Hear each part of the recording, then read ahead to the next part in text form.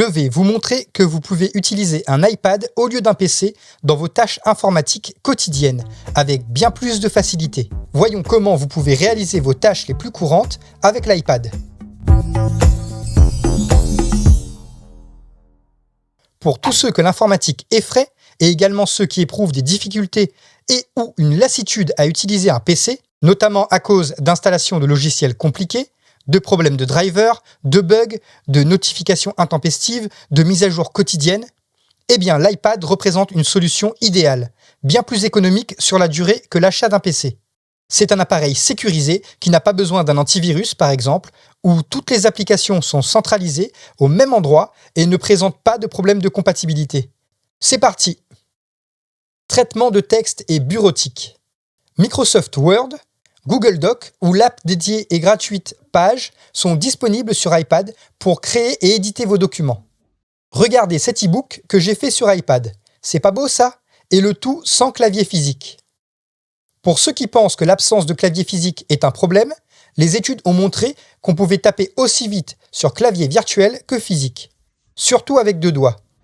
Mais là où l'iPad explose tout sur son passage, c'est sur la dictée vocale qui vous fait aller 2 fois plus vite. Voici un exemple de texte dicté. Point. Je le fais pour ma chaîne YouTube et pour impressionner mes abonnés. Je n'en ai pas beaucoup et j'espère que j'en aurai plus à l'avenir. Point d'exclamation. Mais si vous y tenez vraiment, vous pouvez connecter un clavier sans fil et une souris à votre iPad. Naviguer sur Internet.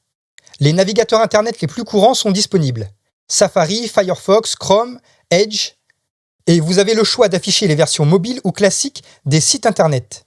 Vous disposez aussi de la lecture par Siri dans Safari.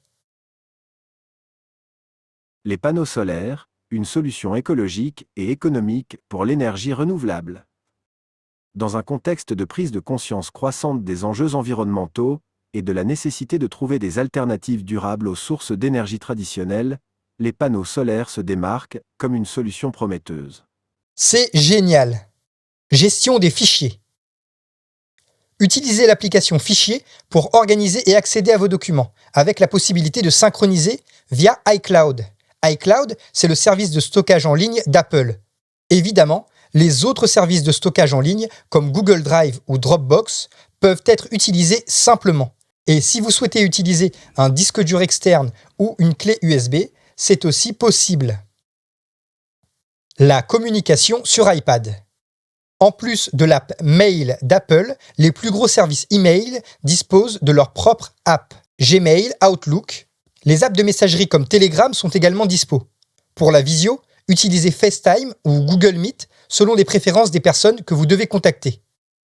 Productivité et organisation. Alors là, c'est le festival et les gens ne mesurent pas le potentiel de l'iPad en tant qu'outil de travail. Cela mérite une vidéo dédiée, mais sachez que l'iPad me sert de seul outil de travail depuis plus de 6 ans. Fini les ordis pour moi. J'ai mis en place des process de travail efficaces et l'iPad m'aide à me focaliser sur mes tâches à réaliser sans distraction.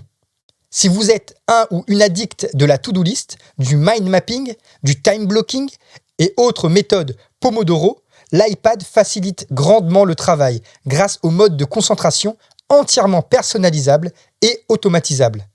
La création multimédia. Comme je vous l'ai dit, l'iPad est mon seul outil de travail. Cela signifie que la vidéo que vous regardez a été montée sur iPad. Les enregistrements de mes podcasts aussi se font sur iPad. La composition musicale, le traitement des photos, la réalisation des miniatures. Tout ça sur iPad avec 90% d'applications gratuites. Et celles qui ne le sont pas m'ont coûté uniquement quelques dizaines d'euros au total. Si vous souhaitez savoir comment créer une chaîne YouTube avec son iPad, faites-le moi savoir en commentaire. Jeux et divertissement. Alors là, je me tais et je vous laisse simplement regarder.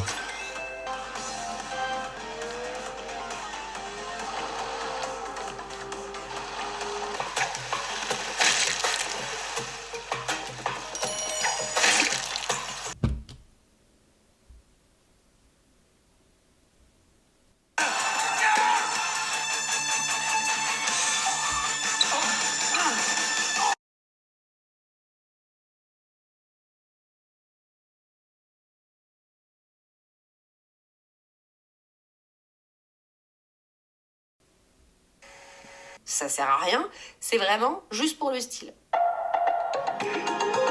Un podcast France Culture. Femme de petit ourson. Sa femme s'appelle Guenièvre, la truite. Non, parce que c'est l'ours, une truite, ça on comprend pas ça. Bref. J'espère que cette vidéo vous a plu. Si c'est le cas, mettez un like, un commentaire et abonnez-vous. Et mon iPad et moi, on vous retrouve dans une prochaine vidéo. À bientôt! Retrouve le contenu de cette vidéo dans des fiches pédagogiques récapitulatives. Reçois-les directement dans ta boîte mail, le lien est en description.